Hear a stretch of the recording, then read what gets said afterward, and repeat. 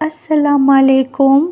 پچھلے لیکچرز میں ہم نے ڈسکرپٹیو میتھڈ سٹارٹ کیے تھے جس میں ہم نے نیچرلسٹک اور لیبورٹری آبزرویشن پڑھی تھی۔ آج کے لیکچر میں ہم تھرڈ ڈسکرپٹیو میتھڈ ڈسکس کریں گے جس کو کیس اسٹڈی کہا جاتا ہے۔ تو کیس اسٹڈی بھی ہمارے پاس ایک ڈسکرپٹیو تکنیک ہے۔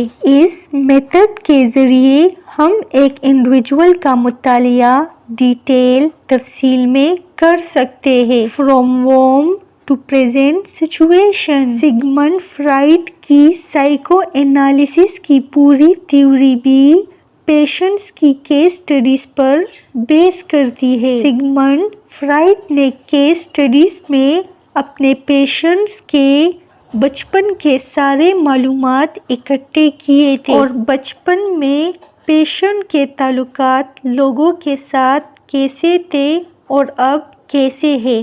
کیس اسٹڈی ہم کلینکل سیٹنگز میں استعمال کرتے ہیں۔ اگر ایک انڈیویجول کو ڈیٹیل میں جاننا ہے تو اس میتھڈ کو یوز کیا جاتا ہے اور اس میں بیک وقت ایک انڈیویجول کا مطالعہ کیا جاتا ہے۔ ایسے پیشنٹس جس کو سائیکولوجیکل ڈس آرڈرز ہوتے ہیں، ایک چھوٹا گروپ جس میں یکسانیت پائی جاتی ہے جیسے کہ کریٹیو رائٹرز، کچھ ادارے جن کی کارکردگی اچھی ہے یا بری ہے، اور کچھ خاص مواقع جیسے سونامی، وار، بوم بلاسٹنگ، ویہیکولر پولوشن وغیرہ میں اس میتھڈ کو یوز کیا جاتا ہے۔ اس میں ہم منفرد کیسز کا انتخاب کرتے ہیں اور اس کے ذریعے زیادہ معلومات اکٹھی ہو جاتی ہے۔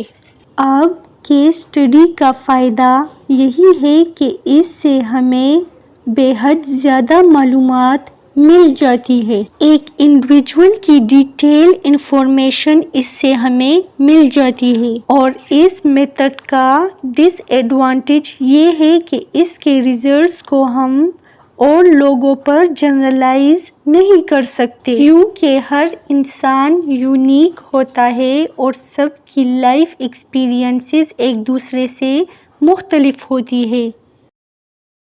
اب کیس ہسٹری میں سب سے پہلے ڈیموگرافکس میں age, birth order, number of siblings, socio economic status, marital status, education etcetera یہ ساری چیزیں پوچھی جاتی ہے۔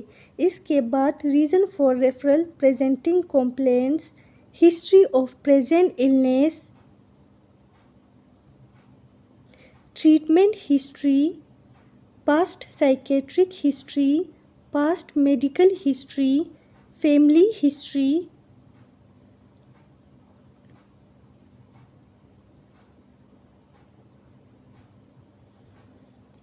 پرسنل ہسٹری،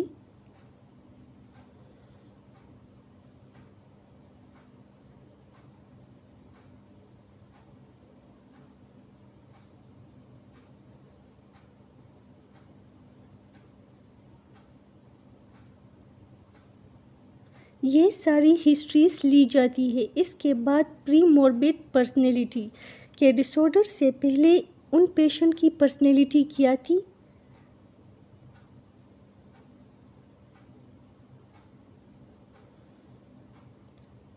اور لاسٹ میں مینٹل اسٹیٹ ایگزامینیشن کیا جاتا ہے۔